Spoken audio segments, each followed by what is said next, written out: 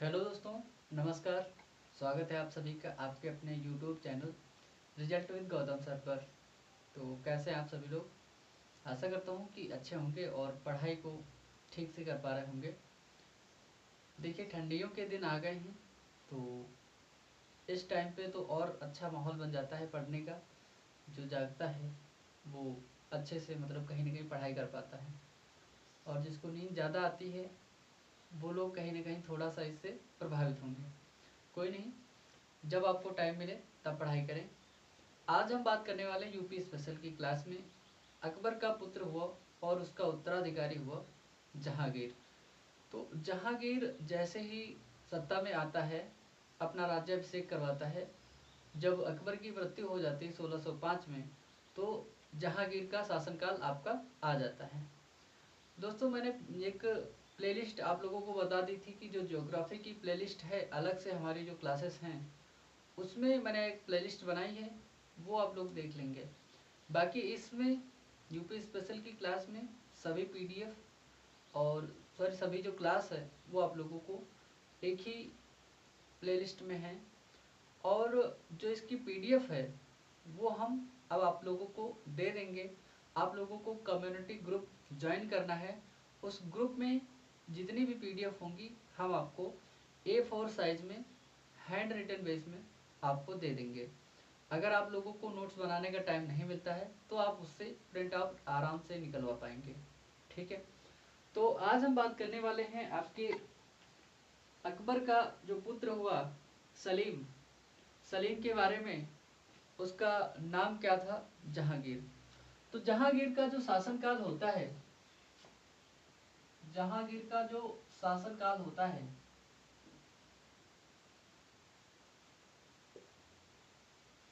कब से कब तक हुआ? जो जहांगीर का शासनकाल हुआ तो ये हुआ आपका 1605 में। अकबर की जैसे ही मृत्यु हो जाती है तो जहांगीर शासक बनता है। उसके बाद में 1627 ईस्वी तक इसका जो शासन होता है, किसका? जहांगीर का शासन आपका चलता है। तो हम बात कर रहे हैं जहांगीर की और जहांगीर का शासनकाल की। कितना? 1627 ईस्वी तक ये शासनकाल इसका चलता है। जहांगीर ने अपनी जो राज्याभिषेक था वो आगरा के किले में करवाया। उसका जो राज्याभिषेक हुआ, राज्याभिषेक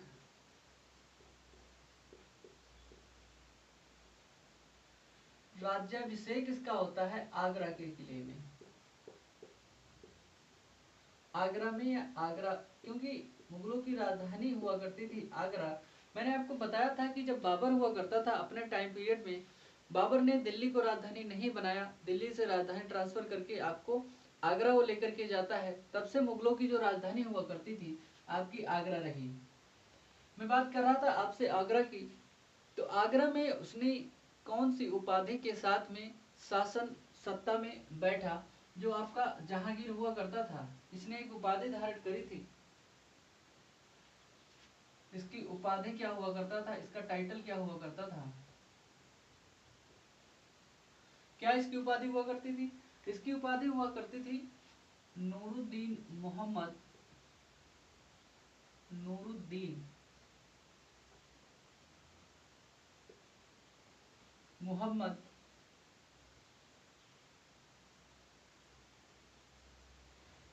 जहांगीर बादशाह गाजी। क्या थी? जहांगीर बादशाह। क्योंकि ये बादशाह हुआ करते थे ये लोग, बादशाह, अकबर बादशाह, ये सब जहांगीर बादशाह गाजी, जो ये उसकी उपाधि हुआ करती थी। नूरुद्दीन मोहम्मद जहांगीर बादशाह गाजी के नाम से जो जहांगीर होता है, अकबर की जो सत्ता होती है, अकबर का सॉरी अकबर के बाद में आगरा का जो सिंहासन होता है वहां पर अपना राज्याभिषेक आगरा के किले में करवा करके ये बैठता है। बात ये हुई कि इसने जो जहांगीर ने जो उपाधि धारण करी, इस उपाधि के साथ में उसका राजतिलक हुआ और वहां पर बैठा। जैसे ही इसका राजतिलक होता है और राज्याभिषेक होता है, राज्याभिषेक होने के बाद में जहांगीर ने तुरंत क्या किया? जहांगीर ने तुरंत 12 राज्याज्ञाएं जो है जारी करी। क्योंकि इसको भी कहीं न कहीं विद्रोह का सामना पड़ा था या करना पड़ सकता था।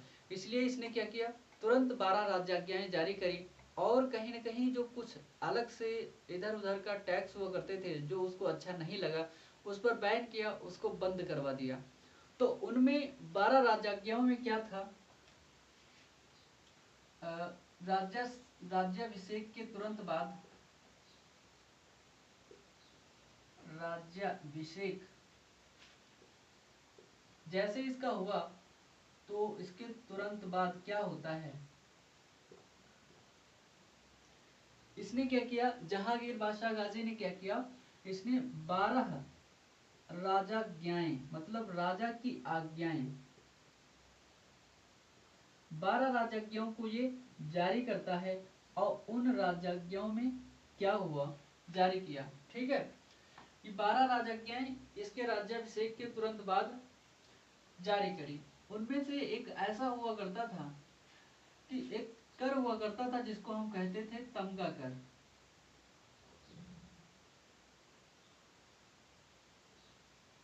क्या किया इसने, तमगा कर पर इसने रोक लगा दी, रोक लगा दी। तमगा कर पर इसने रोक लगा दी। इसी के साथ साथ में यहाँ के जो इसके मंत्री और इसके जो अन्य कर्मचारी हुआ करते थे, उन कर्मचारियों के लिए अपने साम्राज्य में इसने क्या किया, शराबबंदी और शराब बेचने पर प्रतिबंध लगा दिया। क्यों, इसने क्या किया, जहांगीर ने आपका शराबबंदी तथा शराब बेचने पर प्रतिबंध लगा दिया। क्या किया, शराब बेचने पर प्रतिबंध लगा दिया इसने आपका। जब जहांगीर शासन में आया तो उसने देखा कि कुछ चीजें हमारे सत्ता में, शासन में जो हमारे पिताजी के साथ में चल रही थी वो अच्छी नहीं हो रही हैं। उन पर कहीं न कहीं जहांगीर सोच रहा था कि अगर हम इन पर रोक लगा देंगे तो हमारी जो शासन है, शासन व्यवस्था ठीक ढंग से चलने लगेगी और हमको कहीं न कहीं सत्ता के जो मायने हैं उनको समझने में या उनको सत्ता को आगे बढ़ाने में, शासन को आगे चलाने में हमको कहीं न कहीं कठिनाई का सामना करना नहीं पड़ेगा। इसने और क्या किया, कहीं न कहीं आगे चल करके इसने मार्गों के किनारे लोगों की भलाई के लिए क्या किया, मार्गों के किनारे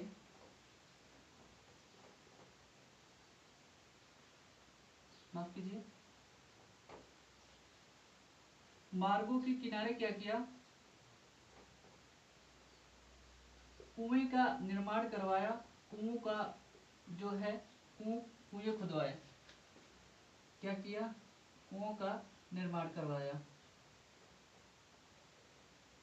तो इसने क्या किया, कुओं का निर्माण इसलिए करवाया ताकि लोग जब इधर उधर से आए जाए रास्ते में तो उनको क्या किया, कहीं न कहीं उनको आराम मिले पानी वानी पीने के लिए। तो क्या किया, शासन उसका शासन व्यवस्था कब से कब तक रही, 1605 से लेकर के जहांगीर आपका रहता है 1627 तक। इसने अपना राज्याभिषेक आगरा के किले में करवाया और इसकी जो उपाधि हुआ करती थी नूरुद्दीन मोहम्मद जहांगीर बादशाह गाजी के नाम से, ये सत्ता में आता है और आगरा के किले में बादशाह बनता है, राज्याभिषेक के साथ में आता है। इस राज्याभिषेक करवाने के बाद में इसने 12 राजाज्ञाओं को जारी किया। इन 12 राजाज्ञाओं में क्या था, सबसे पहले एक तमगा कर हुआ था, उसे लगा कि सही नहीं है, उसने हटा दिया, रोक लगा दी। शराबबंदी जो उसे लगा कि अच्छी नहीं है, शराब हमारे राज्य के लिए, साम्राज्य के लिए खतरा हो सकती है, इसने हटा दिया। मार्गों के किनारे कुओं को बनवाया जिससे कि जनता की भलाई हो सके, कि मतलब जनता सोचे कि हमारा जो राजा है, हमारा जो बादशाह है हमारे बारे में कुछ सोचता है। ठीक है, तो इसने और क्या किया, इसने और क्या किया, इसने क्या किया, अब इसी में 12 राजाज्ञाओं में इसने सराय एवं क्या, सराय एवं मस्जिदों का निर्माण करवाया दोस्तों। मस्जिदों, सराय एवं मस्जिदों का निर्माण करवाया।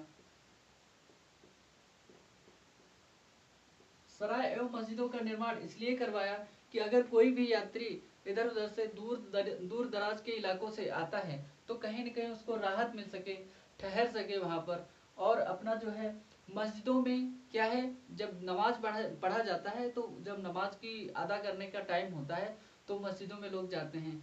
तो मस्जिदों का निर्माण करवाया जगह जगह पर, तो वहाँ पर लोग, ताकि वहाँ पर अल्लाह के लिए मस्जिदों में नमाज अदा कर सके लोग, इसलिए मस्जिदों का भी निर्माण यहाँ पर करवाता है।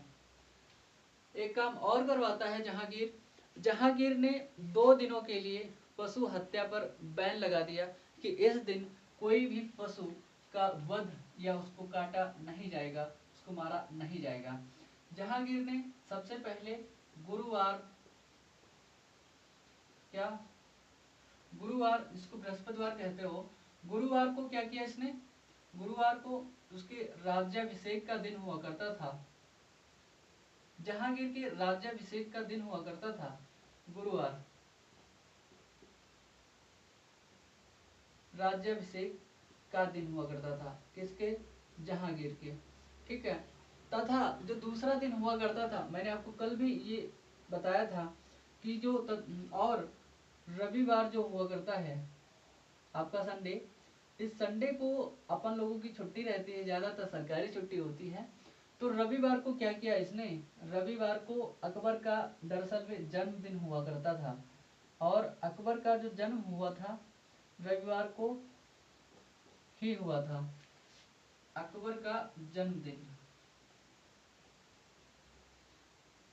ठीक है। तो इन 2 दिनों के लिए इसने क्या किया, पशु हत्या पर बैन लगा दिया, मतलब पशु हत्या पर क्या किया, रोक लगा दी।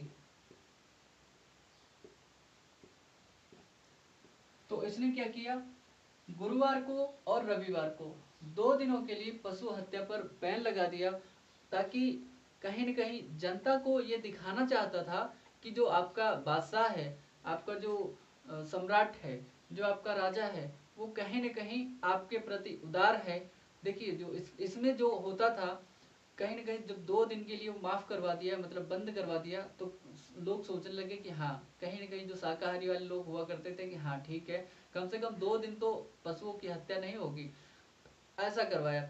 और क्या किया उसने, कुओं का निर्माण करवाता है रास्तों के किनारे। अब जैसे कोई भी व्यक्ति जा रहा था, रास्ते में उसको प्यास लग गई, तो तत्कालीन समय में हैंडपंप तो हुआ नहीं करते थे, तो कुएं का निर्माण करवा दिया, और वहां पर एक बाल्टी वाल्टी कुछ भी एक घड़ा रखवा दिया, उससे पानी निकाल के लोग पी लेते थे आराम से।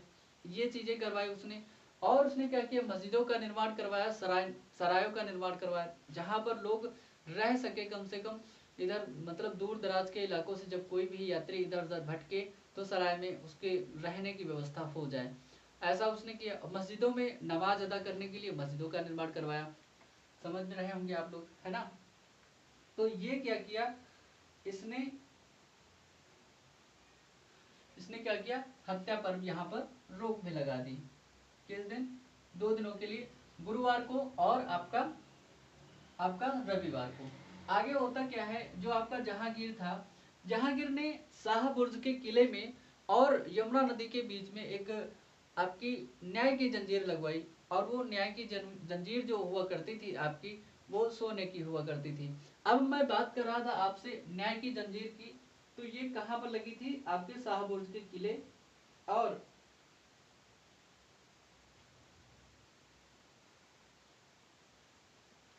क्या किया इसने, अच्छा हाँ, एक बात और ध्यान रखें, जो राज्याभिषेक हुआ करता था इसका, राज्याभिषेक के दिन और रविवार के दिन, इन दोनों दिन इसने पशु हत्या पर बैन लगा दिया। अगर ऐसा कोई करता था, मतलब पशु हत्या अगर इन दोनों दिन अगर किया कोई, तो उसको मतलब सजा कड़ी से कड़ी सजा दी जाती थी। लेकिन इसने क्या किया, सजा के रूप में एक और काम किया, कि सजा के रूप में नाक और कान, नाक, ऐसा लिख लीजिए, नाक और कान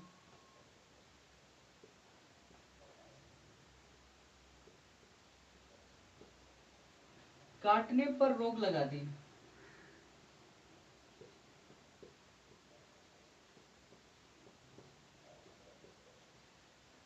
क्या किया, अगर किसी भी व्यक्ति को कोई भी गलत कार्य करता है तो उसको सजा के लिए नाक काट लेना, कान काट लेना उसका, ऐसा नहीं, मतलब ऐसे उस पर रोक लगा दी, कह दिया कि ये गलत मतलब है।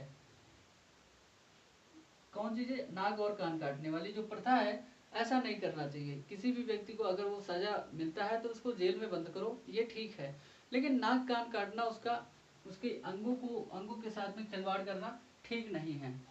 तो जहांगीर ने और क्या काम किया, जहांगीर ने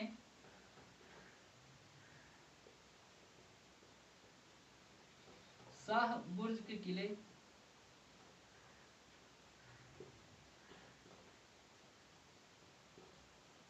क्या किया, जहांगीर ने आपके शाह बुर्ज के किले, देखिए ये जो किला आपका शाह बुर्ज का किला हुआ करता था, ये आगरा में ही हुआ करता था। क्या किया, जहांगीर ने शाह बुर्ज के किले, जो कि आगरा में आपका हुआ करता था, आगरा में ही, और यमुना तट के बीच में इसने खंभों का निर्माण करवाया। उन खंभों से लेकर के इस किले के बीच में एक न्याय की जंजीर इसने जो है यमुना तट पर खंभों क्या लगवा दिए, वहां पर बनवाए, पर खंबे बनवा दिए।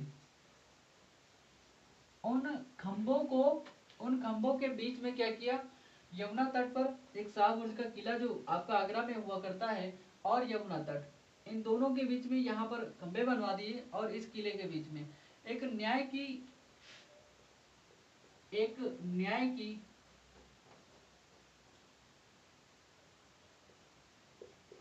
न्याय की जंजीर, कैसी, एक न्याय की जंजीर लगवाई इसने, जो आपकी काहे की हुआ करती थी, शुद्ध सोने की,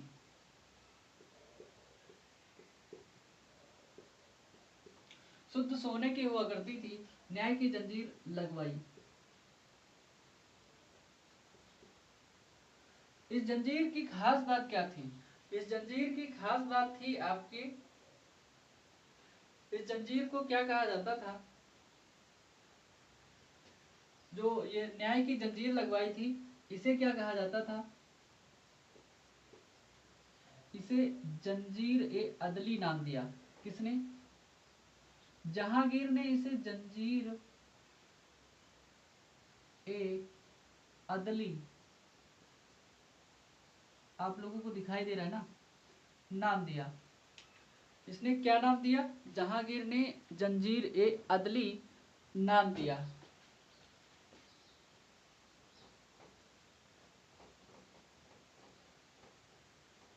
क्या कहा जाता है, उस न्याय की जंजीर को जंजीर ए अदली कहा जाता है। तो मैंने आप लोगों को बताया, मैंने आपको बताया कि सराय एवं मस्जिदों का निर्माण भी इसने करवाया था, क्योंकि प्रजा की भलाई के लिए। और गुरुवार के दिन जिस दिन उसका राज्याभिषेक हुआ, और रविवार के दिन जिस दिन अकबर का हैप्पी बर्थडे हुआ करता था, इन दोनों दिन पशुओं की हत्या पर बैन लगा दिया जहांगीर ने। सजा के रूप में नाक कान काटने की प्रथा को इसने रोक लगा दिया, कहा कि किसी का नाक कान काट लेना गलत है। इसने न्याय की जंजीर शाह बुर्ज के किले और यमुना तट के लगाए हुए खंभों के बीच में एक न्याय की जंजीर लगाई। इस जंजीर को जंजीर ए अदली नाम दिया। तो ये न्याय की जंजीर जो आपकी लगी हुई थी, इस न्याय की जंजीर में एक खास बात थी। इस न्याय की जंजीर में क्या था, इस न्याय की जंजीर में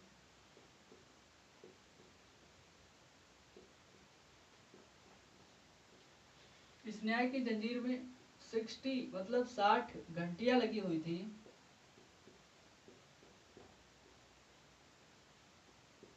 60 घंटियां लगी थी।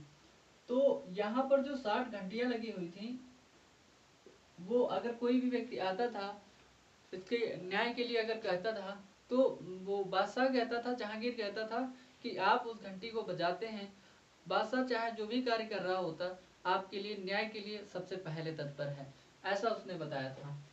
क्या कहा, इसमें 60 घंटियां लगी हुई थी, और इन 60 घंटियों को मतलब जब भी कोई ऐसा वो करता था, मतलब घंटियों को बजाता था, तो उसे न्याय के लिए या अंदर लेके जाया जाता था और बादशाह उसको न्याय के लिए वो करता था। इसने क्या किया, जहांगीर ने एक व्यक्ति श्रीकांत नामक व्यक्ति को क्या किया, श्रीकांत नामक व्यक्ति को जहांगीर ने हिंदुओं का जज नियुक्त किया। किसको? श्रीकांत नामक व्यक्ति था, श्रीकांत। श्रीकांत नामक व्यक्ति को क्या किया, इसे हिंदुओं का जज नियुक्त किया। किसका? हिंदुओं का जज नियुक्त किया। किसको? श्रीकांत को। तो इसको भी आपको याद रखना है कि हिंदुओं का जज श्रीकांत को नियुक्त किया था। किसने? आपके जहांगीर ने। याद रखना है, ठीक है। तो हिंदुओं का जज जहांगीर ने इसको नियुक्त किया था। बात ये थी कि जैसे ही 1605 में आपका जहांगीर बनता है शासक, तो जब बादशाह बना, तो बादशाह बनने के तुरंत बाद उसका एक बेटा हुआ करता था, जिसका नाम था, आपने सुना होगा,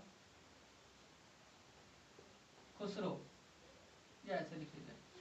खुसरो ने इसके शासक बनने के तुरंत बाद विद्रोह कर दिया। तो जहांगीर को अपने पुत्र खुसरो का, ऐसे लिखिए, एक मिनट माफ कीजिए, जहांगीर को शासक बनने के तुरंत बाद, क्या? शासक बनने के तुरंत बाद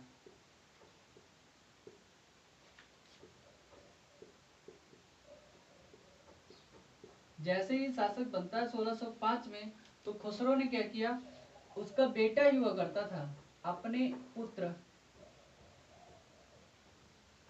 खुसरो शाह। कौन हुआ करता था? खुसरो।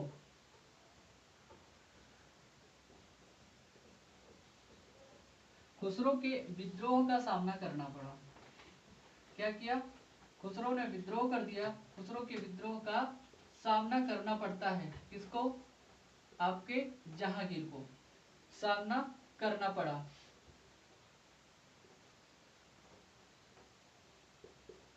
कौन था आपका? जहांगीर। उसका ही बेटा हुआ करता था, उसी ने विद्रोह कर दिया। किसने? खुसरो शाह ने। जब खुसरो शाह ने विद्रोह कर दिया, तो उसको दबाने के लिए वो स्वयं एक बार कहता है कि हम ही इसको दबा दें, लेकिन ऐसा नहीं हुआ। इसने क्या किया, इसको भड़कावा दे रहे थे आपके सिखों के 5वें गुरु हुए, उनका नाम था आपका गुरु,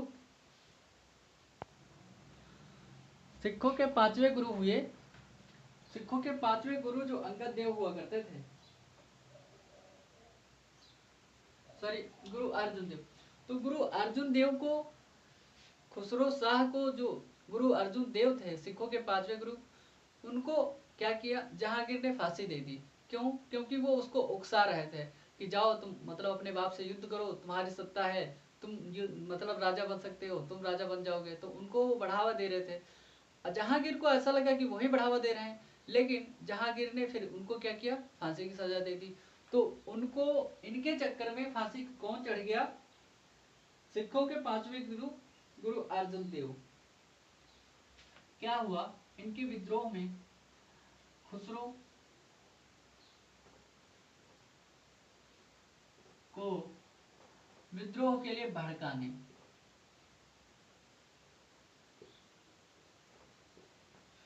विद्रोह के लिए बढ़ावा देने या भड़काने के लिए, बढ़ावा देने के कारण जहांगीर ने क्या किया, जहांगीर ने सिखों के 5वें गुरु हुए,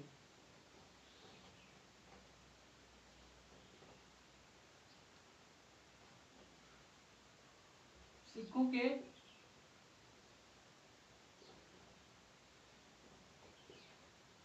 5वें गुरु, नाम था इनका अर्जुन देव।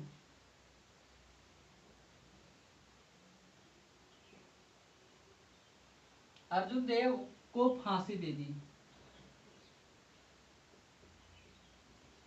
फांसी दे दी या फांसी की सजा सुना दी।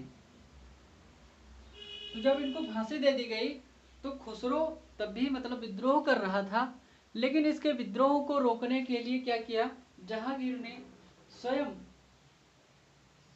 क्या किया, जहांगीर ने इसको स्वयं रोकना चाहा, लेकिन ये रुका नहीं। तो इसने अपने जहांगीर ने क्या किया, इसका एक दूसरा बेटवा हुआ, इसका नाम था, क्या नाम था, शाहजहां, जो आगे चल करके 1627 ईस्वी में ये शासक बनेगा, सम्राट बनेगा। तो क्या किया, जहांगीर शासक बनने के तुरंत बाद या राज्याभिषेक के तुरंत बाद उसको अपने पुत्र खुसरो का जो है विद्रोह का सामना करना पड़ा। विद्रोह के चलते, विद्रोह को बढ़ावा देने के कारण या विद्रोह को कहीं न कहीं उसको उकसाने के लिए सिखों के पांचवें गुरु अर्जुन देव को क्या किया, इसने फांसी की सजा दे दी। होता क्या है, जब खुसरो शाह हुआ था तो खुसरो को क्या किया, जहांगीर के जो सेकंड पुत्र था, दूसरा पुत्र हुआ, जहांगीर के दूसरे पुत्र, बाद में जहांगीर के दूसरे पुत्र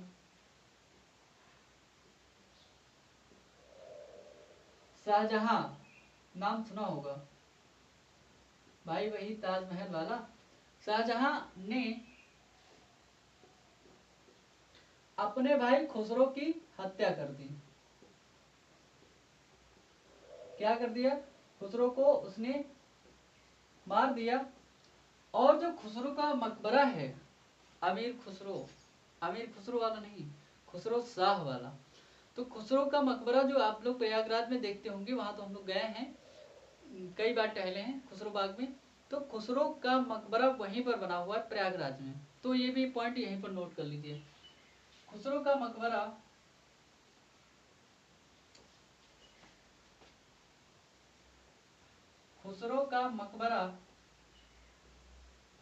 कहां पर है, ये पूछा जा सकता है क्वेश्चन। खुसरो का मकबरा आपके प्रयागराज में है। प्रयागराज स्टेशन के मान के चलिए जस्ट बगल में है, 1 किलोमीटर की दूरी पर हो या उससे कम ही है प्रयागराज में, ठीक है, प्रयागराज स्टेशन जो है। तो हम बात कर रहे थे खुसरो शाह की। तो खुसरो को किसने मार दिया, उसका ही भाई शाहजहां ने उसको क्या कर दिया, मार दिया और उसकी हत्या कर दी।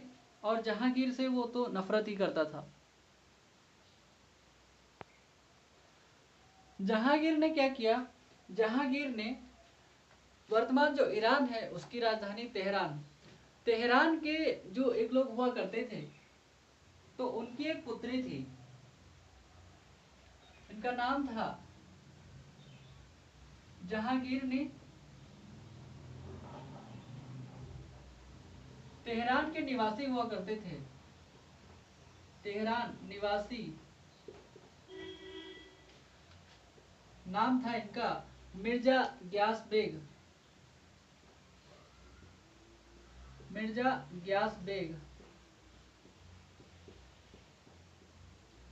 इनकी एक पुत्री हुआ करती थी जिसका नाम था, इनकी पुत्री मेहरुन्निसा। क्या नाम था इसका, मेहरुन्निसा। ये विधवा हुआ करती थी। इससे इसने निकाह कर लिया, इससे इसने शादी कर ली और क्या किया,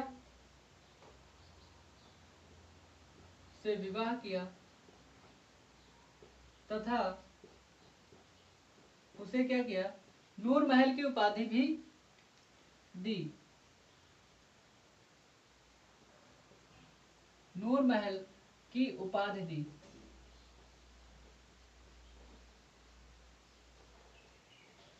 क्या किया, जहांगीर ने तेहरान के निवासी हुआ करते थे मिर्जा ग्यास बेग, मिर्जा ग्यास बेग की विधवा पुत्री हुआ करती थी मेहरुन्निसा। उससे इसने बारात कर ली, मतलब शादी कर ली, विवाह कर लिया, निकाह कर लिया। और उसके बाद में क्या किया, उसे नूर महल की उपाधि से नवाजा, उसे नूर महल की उपाधि दे दिया। बात करते हैं जब मेहरुन्निसा की, तो मेहरुन्निसा की माता जी हुआ करती थी। और जहांगीर लिखता है अपनी, क्या किया जहांगीर ने,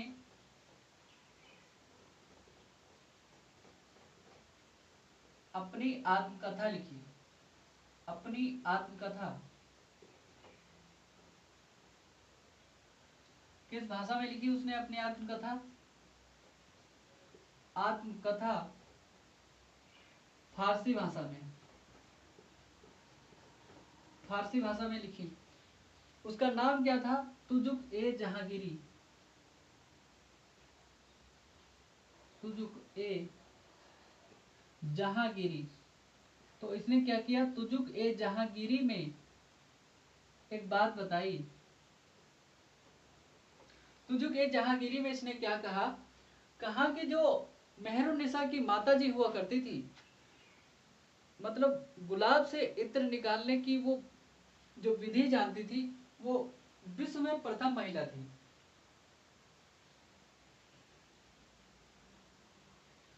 कौन? जहांगीर ने क्या कहा? मेहरुन्निसा की माता अस्मत बेगम विश्व की पहली महिला थी जिनको मतलब गुलाब से इत्र निकालने की विधि पता थी। ऐसा कहता है कौन? जहांगीर अपने आत्मकथा तुजुक ए जहांगीरी में। तुजुक ए जहांगीरी में कहा कि मेहरुन्निसा की माता,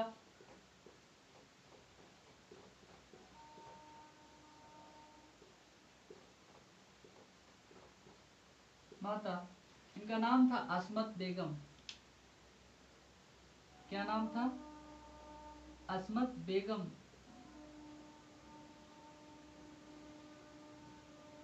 विश्व की प्रथम महिला थी। विश्व की प्रथम महिला थी जो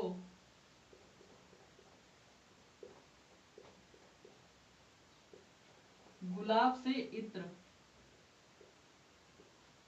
सेंट जिसको बोलते हो आप लोग, परफ्यूम, गुलाब से इत्र निकालने की विधि जानती थी।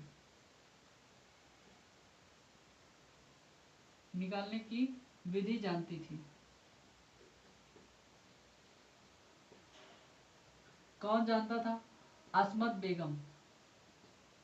आपको दिखाई दे रहा है ना? शायद नहीं दिखाई दे रहा होगा, तो ऊपर लिख दूंगा। हाँ ठीक है, कोई दिक्कत नहीं है। इन्होंने क्या किया? गुलाब से इत्र निकालने की विधि जो जानती थी आपकी अस्मत बेगम, तो वो मेहरुन्निसा की माता हुआ करती थी।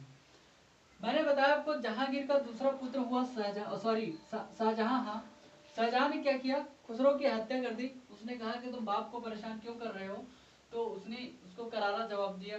तो फिर उसने क्या किया? उसको मार दिया। तेहरान का निवासी हुआ करता था मिर्जा ग्यास बेगम, उसकी विधवा पुत्री हुआ करती थी जिसका नाम था मेहरुन्निसा। मेहरुन्निसा को उसने, जहांगीर ने क्या किया? नूर महल की उपाधि दी और उसको अपनी पत्नी बना लिया। वो अपनी आत्मकथा तुजुक ए जहांगीरी में लिखता है, कहता है कि मेहरुन्निसा की जो माता हुआ करती थी, उनको, वो विश्व की पहली महिला थी या विश्व में पहली महिला थी जिनको मतलब गुलाब से इत्र निकालने की विधि पता थी। तो हम क्या समझें कि गुलाब से इत्र निकालने की जो विधि हुआ करती थी भारत में ही पहली बार आई, या उसकी माँ से ही पहली बार निकली? तो ऐसा ही कुछ होगा, क्योंकि जहांगीर बता रहा है तो सही ही होगा दोस्त। मैं बात कर रहा था आपसे, ये क्वेश्चन पूछा जा चुका है पीसीएस में।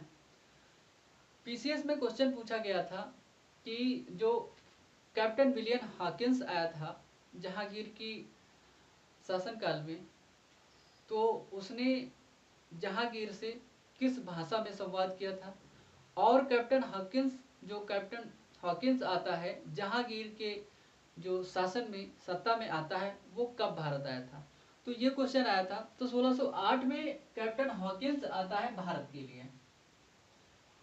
ईस्ट इंडिया कंपनी, ठीक है, ईस्ट इंडिया कंपनी का जो घोषणा पत्र हुआ करता था, वो घोषणा पत्र लेकर के जहांगीर के दरबार में कौन आता है? आपका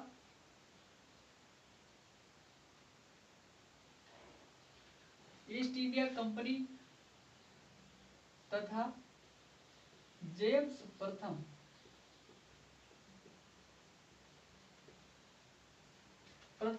का जो राजदूत हुआ, ये राजदूत जिसका नाम था आपका कैप्टन विलियम हॉकिंस।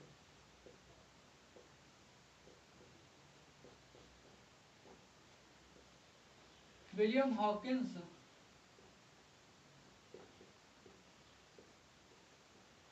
वर्ष 1608 में आता है। 1608 में आया और जहांगीर के दरबार में आता है।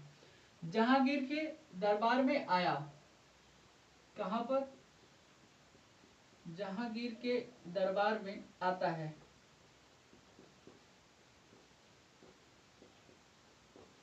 कौन? Captain William Hawkins. जहांगीर के दरबार में आता है और उसे उसकी अपनी भाषा में, जो जहांगीर की भाषा हुआ करती थी, उसमें उससे संवाद करता है। तो इसने क्या किया? जब संवाद किया तो जहांगीर उसको मनसबदार नियुक्त कर देता है। 400 का मनसबदार उसको नियुक्त करता है और उसको वहां पर मनसबदार बना देता है। होता क्या है, जब वो नौकरी कर रहा था, नौकरी करते हुए कुछ दिनों के बाद में उसको नौकरी अच्छी नहीं लगती है। सर थॉमस रो आता है वर्ष 1613 में। जब 1613 में थॉमस रो आ जाता है तो धीरे धीरे कहीं ना कहीं कंपनी पहली बार स्थापित हो जाती है गुजरात के सूरत में। सूरत से होते हुए दक्षिण भारत में जाती है। दक्षिण भारत से होते हुए मतलब जब यहाँ पर उनको आपके पुर्तगालियों को हरा देते हैं एक बार, तब जहांगीर खुश हो जाता है कि अंग्रेजों में कहीं न कहीं दम है, इसीलिए पुर्तगालियों को हरा दिया। तो ये मतलब ये खुश हो जाता है। लेकिन वो जो कैप्टन विलियम हॉकिंस वहाँ उसके जहांगीर के शासनकाल में गया था, उसने सत्ता ग्रहण करी थी, मतलब मनसबदार बना हुआ था, वो छोड़ करके भाग जाता है, चला जाता है छोड़ करके, कहता है यहाँ मुझे नहीं रहना, और ईस्ट इंडिया कंपनी के साथ में जुड़ाव रख लेता है और वो उसके साथ में जुड़ जाता है। तो जहांगीर के समय में ही कौन आ रहा है? आपका कैप्टन विलियम हॉकिंस। ये कौन था? राजदूत हुआ करता था, आपके जेम्स प्रथम का राजदूत बनकर के आता है जहांगीर के शासनकाल में। ये प्रथम अंग्रेज है जो वहां से तत्कालीन समय में इस समय आ रहा है। और जहांगीर क्या करता है? हॉकिंस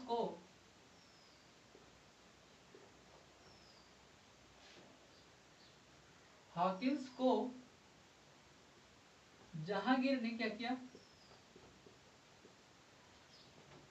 जहांगीर ने इंग्लिश खां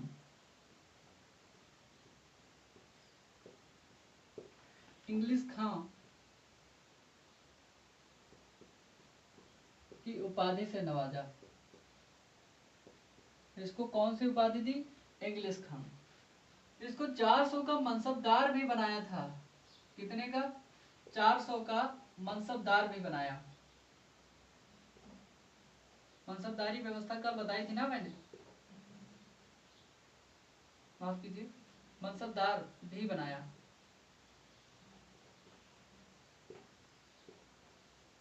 तो ये 400 का मनसबदार भी नियुक्त किया गया। आज की क्लास जो है आप लोगों को कैसी लगी? आप लोग कमेंट बॉक्स में पिन कर सकते हैं कि अच्छी लगी और कैसी लगी।